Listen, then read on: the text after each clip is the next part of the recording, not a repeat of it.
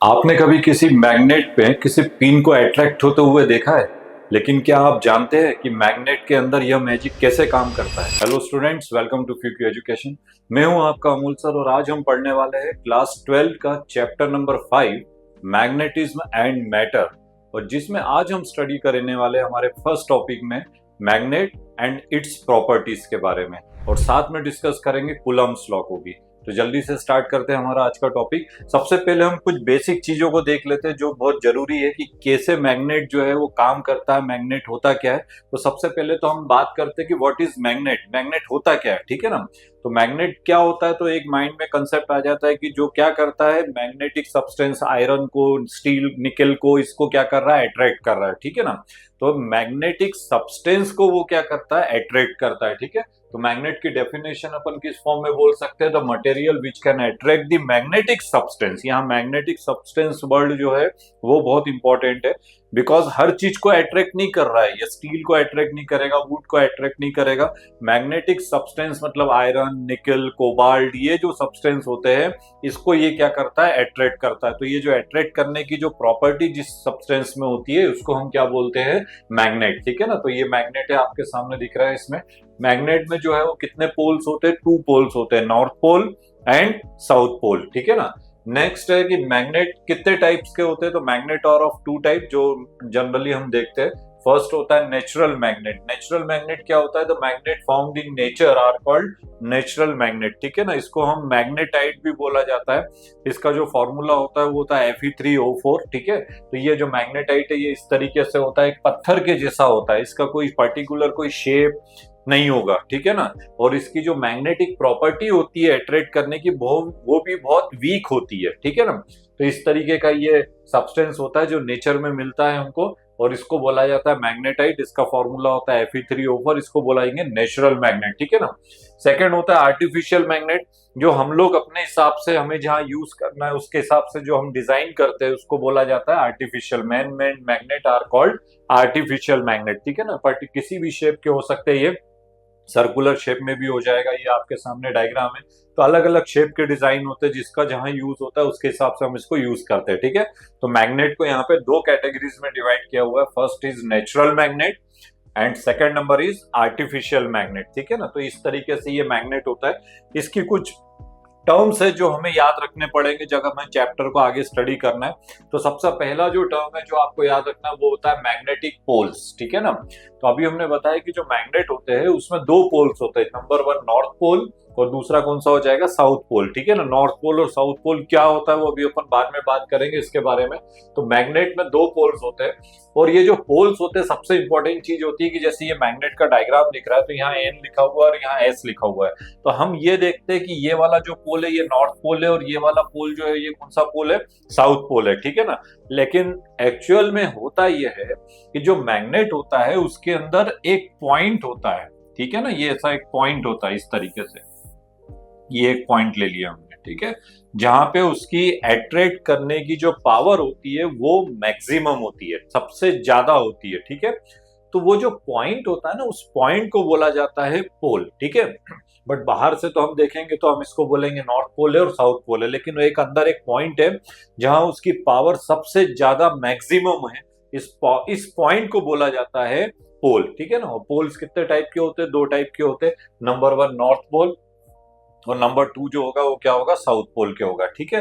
तो मैग्नेट के अंदर का एक पॉइंट जहां पे उसकी पावर जो है वो मैक्सिमम है, ठीक है ना। The point inside the magnet where the attraction is maximum are called magnetic pole, and magnetic pole are of 2 type, north pole and south pole, ठीक है।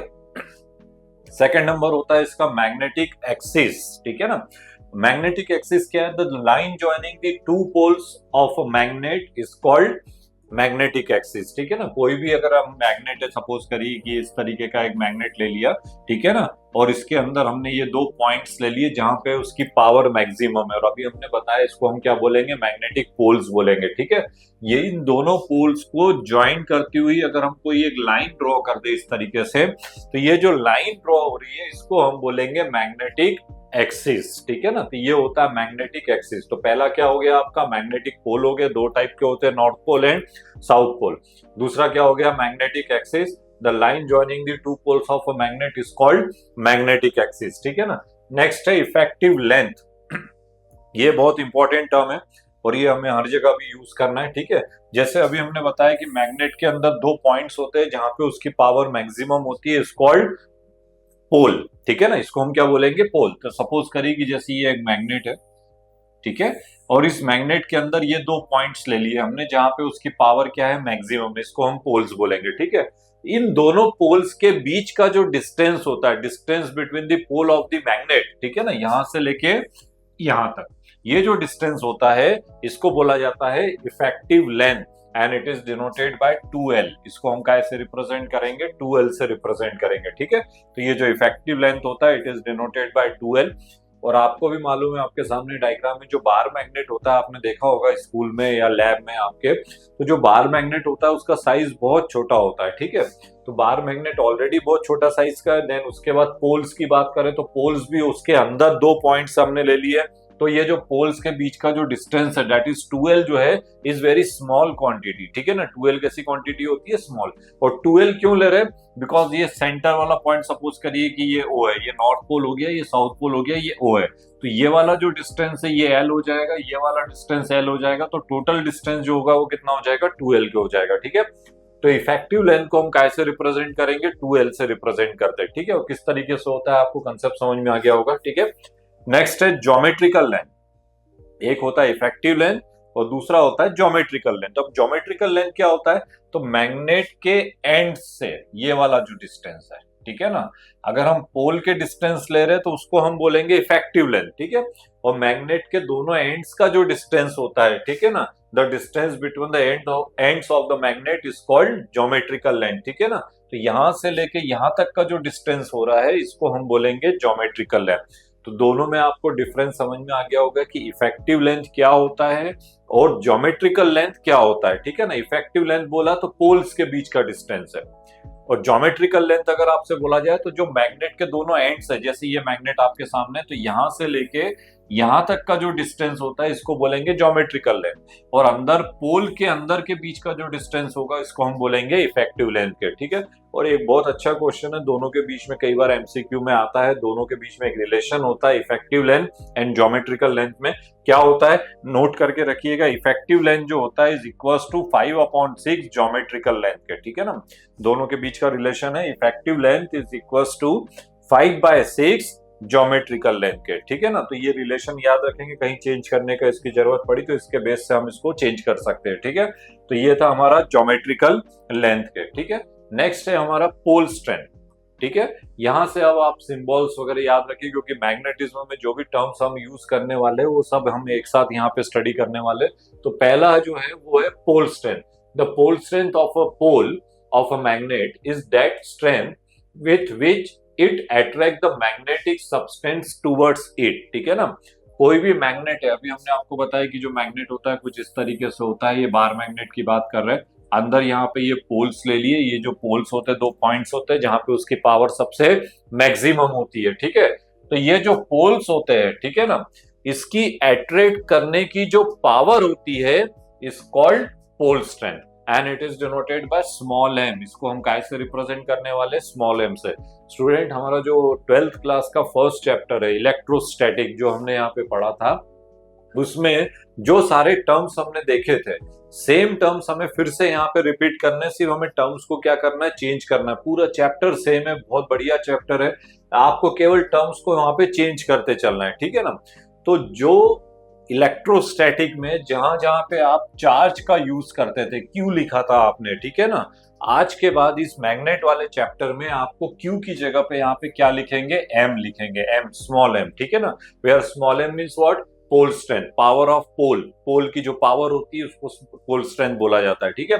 तो सारे टर्म सब कुछ सेम है, केवल आपको टर्म्स को क्या करते चलना है, चेंज करते चलना है। तो हम वो भी देखते जाएंगे कि फर्स्ट चैप्टर और इस चैप्टर में कैसे उसको चेंज करना है।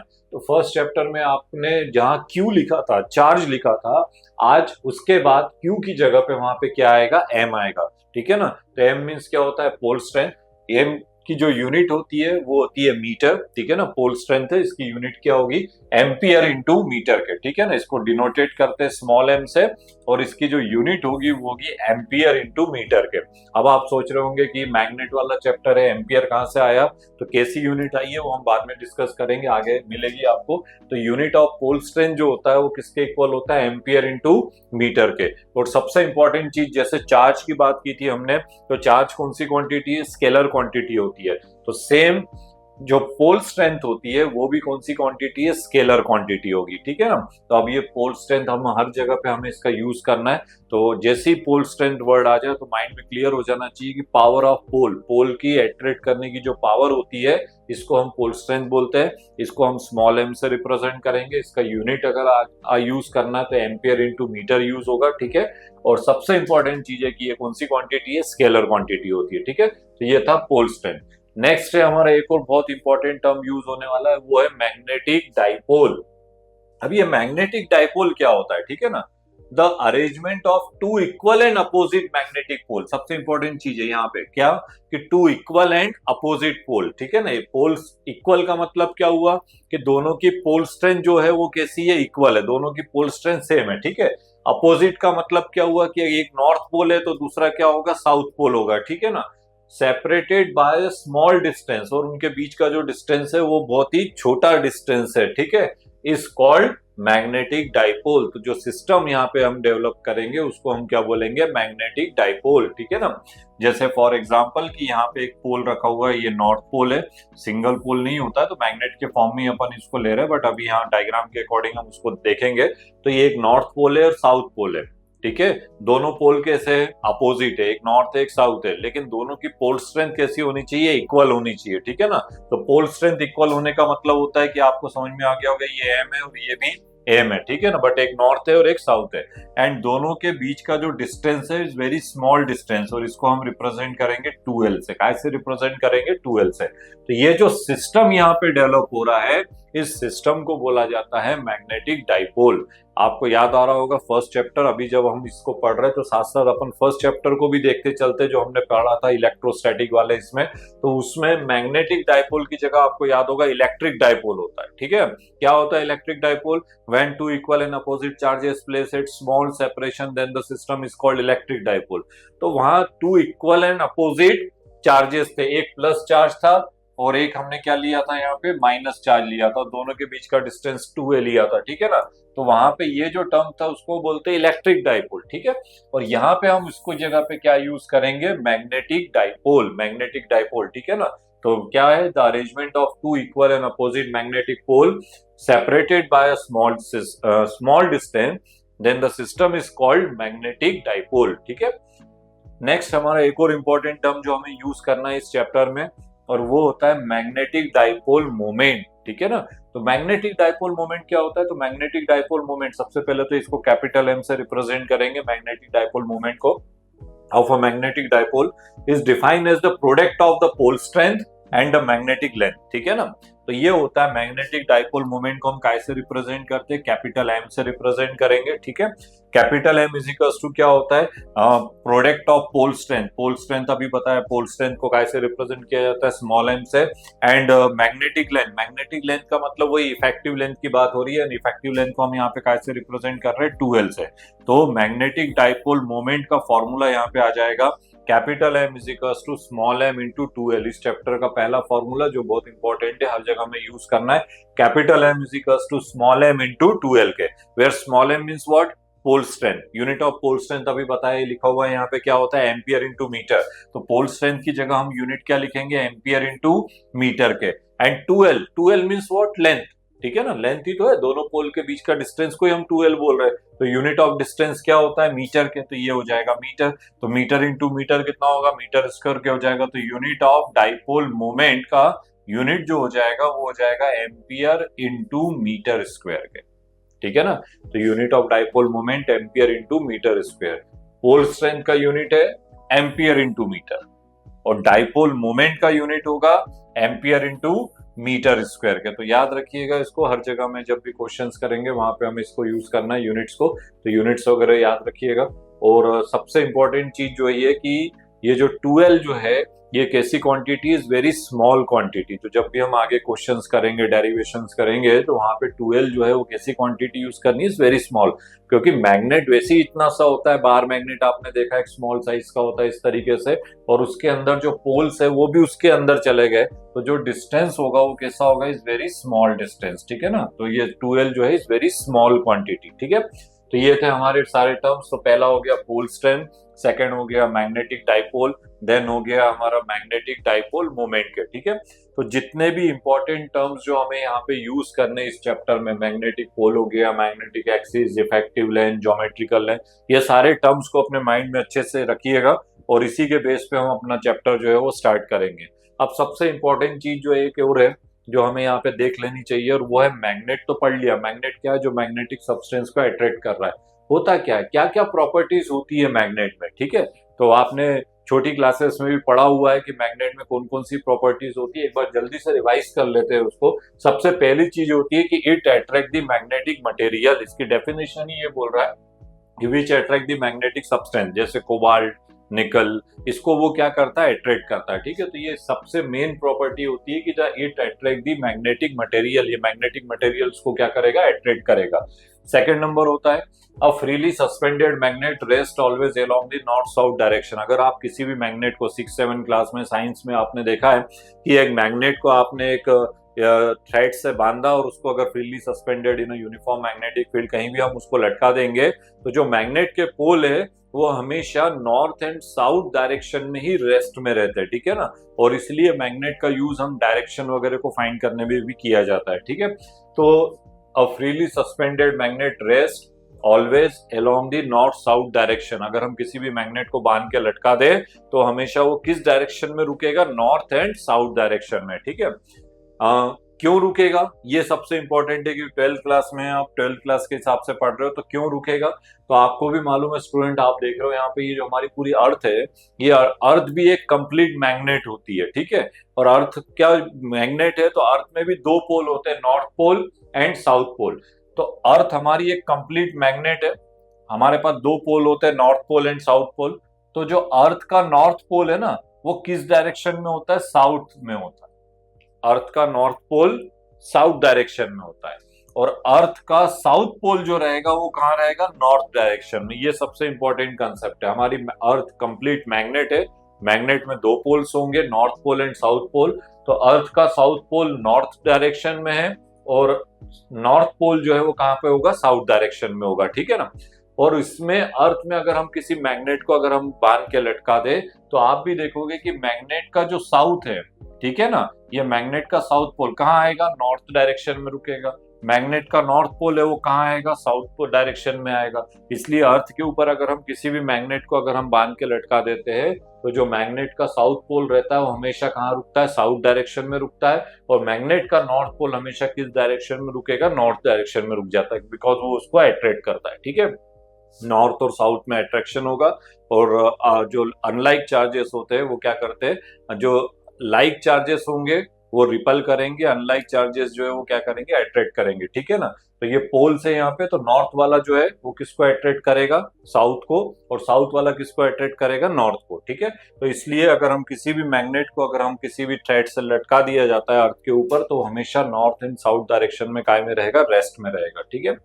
थर्ड नंबर है the like pole of the magnet repel each other and while unlike pole जो है अट्रैक्ट है। आप भी जानते हो, अभी हमने देखा कि लाइक पोल में क्या होता है, जो भी लाइक पोल होते हैं, जैसे नॉर्थ नॉर्थ है या साउथ साउथ है, ठीक है, तो इसमें क्या होगा, रिपल्शन होगा, ठीक है ना। लाइक पोल में क्या होता है, रिपल्शन होता है। और जो अनलाइक पोल होते हैं, जैसे ये साउथ पोल और ये कौन सा है, नॉर्थ है, तो जो अनलाइक पोल्स होंगे उसमें क्या होगा, अट्रैक्शन होगा। नॉर्थ और साउथ में अट्रैक्शन होता है, और जो अनलाइक चार्जेस होंगे, ठीक है ना, उसमें अट्रैक्शन होगा। और जो लाइक चार्जेस होंगे, जैसे ये नॉर्थ नॉर्थ हो गया, ये साउथ साउथ हो गया, तो इसमें क्या होगा, रिपल्शन होता है, ठीक है। नेक्स्ट है अब magnet produce magnetism in the magnetic material by induction, ठीक है ना। ये भी बहुत इंपॉर्टेंट टर्म है, इंडक्शन। अभी हमारा जो अगला वाला टॉपिक चैप्टर आने वाला है, इलेक्ट्रोमैग्नेटिक इंडक्शन, वहां भी हम इसको स्टडी करेंगे, ठीक है ना। तो magnet produce magnetism in the magnetic material by induction, ठीक है ना। आपने देखा होगा कि एक मैग्नेट ले लिया और एक निडिल ले ली, जो कपड़े सिलने वाली एक छोटी सी निडिल होती है, वो निडिल ले ली, एक मैग्नेट ले लिया, दोनों को रख दिया एक साथ, ठीक है ना। निडिल भी मैग्नेटिक सब्सटेंस है, वो मैग्नेट से जुड़ जाएगी और बांध के 1 महीने तक उसको रख दो। एंड आफ्टर 1 मंथ आप उस निडिल को जब आप निकालोगे तो जो मैग्नेट की प्रॉपर्टी है वो उस निडिल में आ जाएगी। मतलब निडिल भी क्या करेगी, मैग्नेटिक सब्सटेंस को अट्रैक्ट करना स्टार्ट कर देगी, ठीक है ना। तो ये जो प्रॉपर्टी उसमें आई है, ठीक है ना, इसको बोला जाता है इंडक्शन, ठीक है ना। तो इंडक्शन के कारण कोई भी मैग्नेट जो होता है वो मैग्नेटिक मटेरियल में क्या कर देता है, मैग्नेटिक प्रॉपर्टी को ट्रांसफर कर देता है, ठीक है ना। तो magnet produce magnetism in the magnetic material by induction, इस मेथड को बोला जाता है इंडक्शन मेथड, ठीक है ना। एंड लास्ट नंबर होता है a single magnetic pole does not exist. कभी भी सिंगल पोल जो होता है, नॉर्थ पोल साउथ पोल, उसको single pole does not exist, कभी भी नहीं हो सकता, ठीक है ना। मैग्नेट है, जैसे ये मैग्नेट है, इसके 2 पोल है, north pole and south pole. अगर आप बीच में से इसको कट कर दो तो ये वाला जो पोल है ये साउथ पोल हो जाएगा और ये वाला नॉर्थ पोल हो जाएगा। भले ही पीस के आप बारीक पाउडर भी बना दोगे तो उसका जो सबसे स्मॉल पार्टिकल जो होगा उसमें भी 2 पोल्स होंगे और उसको हम एरो से रिप्रेजेंट करते हैं इस तरीके से। तो एरो का हेड जो है वो नॉर्थ पोल को रिप्रेजेंट करता है और जो टेल होता है वो किसको रिप्रेजेंट करता है, साउथ पोल को रिप्रेजेंट करता है। तो बारीक पाउडर भी बना दिया तो सबसे स्मॉल पार्टिकल भी अगर आप उसका ले रहे हो तो उसमें भी 2 पोल्स होते हैं, north pole and south pole, ठीक है ना। तो सिंगल पोल जो है वो डज नॉट एग्जिस्ट, कभी भी नहीं हो सकता। बट अभी हम आगे एक कंसेप्ट यूज करेंगे, उसमें हम लेके चलेंगे कि यूनिट नॉर्थ पोल, ठीक है ना। बट यूनिट नॉर्थ पोल एक इमेजिनरी कंसेप्ट है, हम भी कभी भी मैग्नेट के 2 पोल को सेपरेट नहीं किया जा सकता, ठीक है। तो ये था हमारा प्रॉपर्टी ऑफ मैग्नेट। कितनी प्रॉपर्टीज है, 5 प्रॉपर्टीज है। Number 1, it attract the magnetic material. Number 2, a freely suspended magnet rests always along the north-south direction. Third number is the like pole of the magnet repel each other while the unlike pole attract, ठीक है ना। Then fourth number है magnet produce magnetism in the magnetic material by induction. Induction के कारण वो अपनी जो magnetic property है वो दूसरे में क्या करता है, ट्रांसफर कर देता है। और सबसे लास्ट नंबर है single magnetic pole does not exist, कभी भी मैग्नेट के 2 पोलों को सेपरेट नहीं किया जा सकता है, ठीक है। तो ये था हमारा मैग्नेटिक प्रॉपर्टीज, ठीक है। अब यहां से हमारा जो चैप्टर है वो स्टार्ट हो रहा है। ये जो अभी हमने पढ़ा था एक जस्ट मैग्नेट का एक इंट्रोडक्शन था कि what is magnet, what is the property of magnet, magnet में कौन कौन से टर्म्स यूज होते हैं, ठीक है ना। यहां से अब हमारा चैप्टर जो है ये स्टार्ट हो रहा है और उसमें पहला जो हमें पढ़ना है वो पढ़ना है कूलम्ब्स लॉ, ठीक है ना। तो आपको याद होगा इलेक्ट्रोस्टैटिक में भी हमारा जो फर्स्ट टॉपिक था वो इलेक्ट्रोस्टैटिक का वो भी था कूलम्ब्स लॉ। सेम टॉपिक्स हमें यहाँ पे डिस्कस करना है, केवल हमें टर्म्स को क्या करते चलना है, चेंज करते चलना है, ठीक है ना। वहां पे जहां हमने क्यू लिखा था, आज के बाद मैग्नेट में उसकी जगह क्या आएगा, पोल स्ट्रेंथ आएगा, एम का वर्ड यूज करेंगे, पोल स्ट्रेंथ, ठीक है ना। अभी वहां पे हम आपको याद होगा डाइपोल मोमेंट, ठीक है ना, इलेक्ट्रिक डाइपोल मोमेंट, उसको हम पी से रिप्रेजेंट करते थे फर्स्ट चैप्टर में।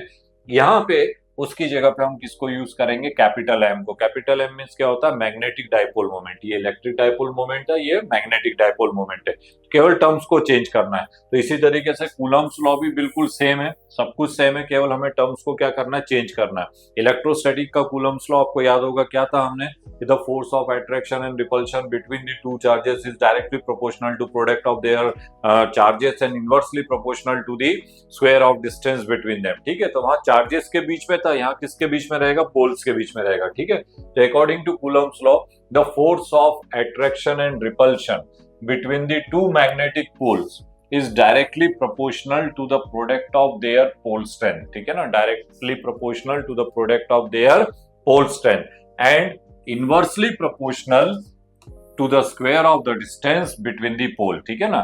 तो आप देख रहे हो यहाँ पे डायग्राम में कंसेप्ट समझ में आ रहा होगा कि यहाँ पे 2 पोल्स है, ये साउथ पोल है और ये नॉर्थ पोल है, ठीक है ना। साउथ पोल और नॉर्थ पोल के बीच का जो डिस्टेंस हमने लिया वो कितना लिया, आर लिया हुआ है, ठीक है ना। कोई भी 2 पोल्स होते हैं उनके बीच का डिस्टेंस आर है, ठीक है। पोल है तो उसकी पावर भी होगी, तो फर्स्ट वाले की पोल स्ट्रेंथ जैसे क्यू एम ए लिखा है तो इसको अपन लिखते हैं M1 ले लेते हैं, इसको हम क्या ले लेते हैं, M2 ले सकते हैं, ठीक है ना। तो 2 पोल्स है, उनकी पोल स्ट्रेंथ कितनी है, M1 एंड M2 है, and distance between the 2 poles is equals to R. तो अकॉर्डिंग टू कूलम्ब्स लॉ वो क्या बोलता है, द फोर्स ऑफ अट्रैक्शन और रिपल्शन।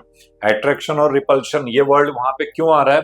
बिकॉज अभी बताया हमने कि लाइक पोल होंगे तो उसमें क्या होगा, रिपल्शन होगा, और अनलाइक पोल होंगे तो उसमें क्या होगा, अट्रैक्शन होगा। ठीक है ना, डिपेंड करेगा पोल्स के ऊपर। तो the force of attraction and repulsion between the two poles is directly proportional to product of their pole strength, that is m1 into m2. The F is proportional to m1 into m2 के, ठीक है, and inversely proportional to square of distance between them, that is F is proportional to 1 upon r square के, ठीक है ना। F is proportional to 1 upon r square, दोनों को combine कर दे तो F is proportional to m1 m2 upon are square के, ठीक है ना। दोनों का एलएचएस सेम था तो दोनों को कंबाइन कर दिया। प्रोपोर्शनल का साइन जब यहाँ से रिप्लेस करते तो हमें एक कांस्टेंट देना पड़ेगा, ठीक है ना। तो जब प्रोपोर्शनल का साइन यहाँ से रिप्लेस करेंगे हमारे पास क्या है, F is proportional to m1 m2 upon are square के, ठीक है ना। प्रोपोर्शनल का साइन जब रिप्लेस करते हैं तो बिल्कुल ध्यान से देखिएगा, यहाँ पे एक कांस्टेंट आएगा म्यू नॉट बाय 4 पाई, ठीक है ना। अभी जो प्रीवियस वीडियोस हमारे थे जिसमें हमने मैग्नेटिक इफेक्ट ऑफ करंट को स्टडी किया था, बायो-सावर्ट लॉ और उसके एप्लीकेशंस को स्टडी किया था, तो उसमें आपने देखा था कि हमने ये वाला कांस्टेंट वहां पे यूज किया था। तो वो जो कांस्टेंट वहां पे आया था वो यहाँ से स्टार्टिंग होती है उसकी, कि जब प्रोपोर्शनल का साइन रिप्लेस करते हैं तो यहाँ पे इसकी जगह पे एक कांस्टेंट आता है म्यू नॉट अपॉन 4 पाई, और फॉर्मूला हो जाएगा m1 into m2 upon are square. तो इस चैप्टर का सेकंड बहुत इंपॉर्टेंट फॉर्मूला, कूलम्स लॉ से हमने दो पोल्स के बीच के फोर्स को कैलकुलेट किया, and force F is equals to होता है mu naught upon 4 pi m1 m2 by are square, और यूनिट ऑफ फोर्स तो आपको मालूम ही कितना होगा, न्यूटन के, ठीक है ना। ये जो म्यू नॉट बाय 4 पाई होता है ना, इसका वैल्यू होता है 10 की पावर -7, 10 की power -7। Mu naught upon 4 pi का जो वैल्यू होगा वो किसके इक्वल होगा, 10 की पावर -7 के। तो न्यूमेरिकल फॉर्म में जब भी आपको इस फॉर्मूले को यूज करना है तो F इज इक्वल्स टू इसकी वैल्यू हो जाएगी 10 की power -7 m1 m2 upon are square के, ठीक है ना। समझ में आ गया होगा आपको। म्यू नॉट अपॉन 4 पाई वहां पे कांस्टेंट है और उसकी जगह पर न्यूमेरिकल वैल्यू जब हम पुट करेंगे तो कितना आएगा, 10 की पावर -7 के, ठीक है। ये था हमारा कूलम्स लॉ, ठीक है। इलेक्ट्रोस्टैटिक का कूलम्स लॉ क्या बोलता है, F इज इक्वल्स टू, वहां पे कांस्टेंट क्या था, 1 upon 4 pi epsilon naught Q1 Q2 upon are square, ठीक है ना। तो इलेक्ट्रोस्टैटिक का कूलम्स लॉ में कांस्टेंट जो था वो 1/4 पाई एप्सिलॉन नॉट था। यहाँ पे जो कांस्टेंट आ रहा है वो क्या आ रहा है, म्यू नॉट अपॉन 4 पाई। तो साथ साथ अपन देखते जाते हैं कि हमें किसकी जगह पे कौन से टर्म्स को यूज करना है। तो वहां जहाँ Q था उसकी जगह पे हमने यहाँ पे क्या लगाया, M लगाया। वहां पे जब P आता है इलेक्ट्रिक डाइपोल मोमेंट, तो यहाँ पे कैपिटल M आएगा, मैग्नेटिक डाइपोल मोमेंट, ठीक है। अभी हमने यहाँ पे देखा कि कांस्टेंट जो है वो भी चेंज हो रहा है। वहां पे कांस्टेंट था इलेक्ट्रोस्टैटिक में 1 अपॉन 4 पाई एप्सिलॉन नॉट, तो यहाँ पे कांस्टेंट आएगा म्यू नॉट अपॉन 4 पाई के, ठीक है ना। तो बस शुरू से आप अच्छे से ये टर्म्स याद रखते चलो, और दोनों चैप्टर में से अगर कोई भी चैप्टर आपका स्ट्रॉन्ग है तो आप दूसरे चैप्टर को इजीली सॉल्व कर सकते हो, ठीक है ना। तो 1 अपॉन 4 पाई एप्सिलॉन नॉट की जगह यहाँ पे क्या लिखेंगे, म्यू नॉट अपॉन 4 पाई आएगा, ठीक है। अच्छा, एक चीज और जो इंपॉर्टेंट थी जो हमने पहले भी देखा था, आपको याद होगा फर्स्ट चैप्टर में हमने 3 टर्म्स यूज किए थे। एक था एप्सिलॉन, एक था एप्सिलॉन नॉट, और एक था एप्सिलॉन आर के, ठीक है ना। तो ये 3 टर्म्स थे। तो जहां एप्सिलॉन था उसकी जगह पे यहाँ पे आता है म्यू, ठीक है ना, ये म्यू। और म्यू का मतलब क्या होता है, एब्सोल्यूट परमिबिलिटी, एब्सोल्यूट परमिबिलिटी, ठीक है ना। म्यू की जगह आएगा एब्सोल्यूट परमिबिलिटी। सेकंड होता है म्यू नॉट, म्यू नॉट होता है मैग्नेटिक परमिबिलिटी ऑफ एयर और वैक्यूम। जैसे यहाँ पे एप्सिलॉन नॉट था ना, एप्सिलॉन नॉट, वैसे यहाँ पे क्या होता है, म्यू नॉट आएगा। Mu naught is equals to magnetic permeability of air and vacuum, ठीक है। एंड थर्ड नंबर होता है म्यू आर। म्यू आर को बोला जाता है रिलेटिव परमिबिलिटी। म्यू आर जो होता है वो क्या होता है, रिलेटिव परमिबिलिटी। तो जो 3 टर्म्स हमने इलेक्ट्रोस्टैटिक में यूज किए थे, epsilon, epsilon naught and epsilon r, यहाँ पे मैग्नेटिज्म वाले चैप्टर में आपको इसकी जगह पे यूज करना है mu, mu naught and mu r, ठीक है ना। तो टर्म्स केवल बदल गए, नाम बदल गए, तीनों में वैसे के वैसी रहेंगी सारी चीजें। और तीनों में रिलेशन हमने देखा था इलेक्ट्रोस्टैटिक वाले चैप्टर में, याद होगा। इन तीनों में जो रिलेशन होता है कितना होता है, epsilon is equals to epsilon naught into epsilon r, ठीक है ना। तो वैसे ही यहाँ पे अगर हम परमिबिलिटी की बात करें इन तीनों की, तो यहाँ पे जो रिलेशन होगा वो हो जाएगा mu is equals to mu naught into mu r, ठीक है ना। तो तीनों का रिलेशन भी याद रखना है, म्यू इज इक्वल्स टू होता है mu naught into mu r के, ठीक है। एप्सिलॉन आर की जो वैल्यू है वो आपको मालूम है कि इसकी वैल्यू कितनी होती है, 1 के इक्वल होती है। वैसे ही म्यू आर जो रहता है, ठीक है ना, म्यू आर की जो रिलेटिव परमिबिलिटी है, ठीक है ना, ये म्यू आर है। और म्यू नॉट जो होता है उसको क्या बोला जाता है magnetic permeability of air and vacuum, and mu r को बोला जाता है रिलेटिव परमिबिलिटी। तो फॉर रिलेटिव परमिबिलिटी जो होती है, इसकी वैल्यू जो होगी वो किसके इक्वल होगी, 1 के इक्वल होती है। फॉर एयर और वैक्यूम इसकी वैल्यू किसके इक्वल हो जाती है, 1 के इक्वल हो जाती है, ठीक है। तो अभी हमने जो कूलम्स लॉ देखा था, F इज इक्वल्स टू, ठीक है, वहां पे हमने कांस्टेंट आपको बताया कि कांस्टेंट हमने क्या लिखा था, म्यू नॉट अपॉन 4 पाई लिखा था। And mu naught upon 4 pi का वैल्यू कितना होता है, 10 की पावर -7 होता है, ठीक है ना। बट एक्चुअली में वहां पे जब कांस्टेंट आता है तो उसकी वैल्यू होती है mu upon 4 pi m1 m2 upon are square के, m1 m2 by are square. Mu रहता है, म्यू नॉट नहीं रहेगा, म्यू अपॉन 4 पाई रहेगा, ठीक है। अब म्यू अपॉन 4 पाई रहेगा, बट हमें मालूम है यहाँ पे म्यू इज इक्वल टू किसके इक्वल है, mu naught into mu r के। तो यहाँ पे इस म्यू की जगह पे हम वैल्यू पुट कर सकते हैं mu naught into mu r के।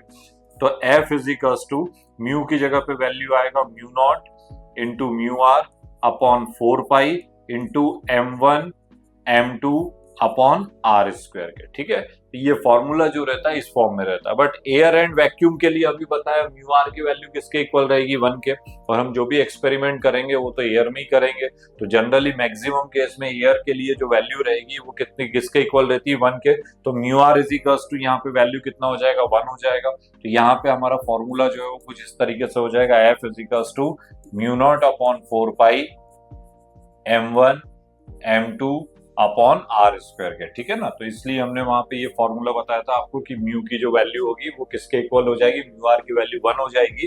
तो mu naught upon 4 pi m1 m2 by are square, and where mu naught upon 4 pi का जो वैल्यू होता है वो किसके इक्वल होता है, 10 की पावर -7 के, ठीक है। तो बहुत इंपॉर्टेंट लॉ है कूलम्स लॉ, बिल्कुल याद रखिएगा। इसमें बहुत सारे क्वेश्चंस आपको देखने को मिलेंगे, अलग अलग वेराइटी के क्वेश्चंस इसमें आते हैं, न्यूमेरिकल फॉर्म में भी मिलेगा आपको, ठीक है ना।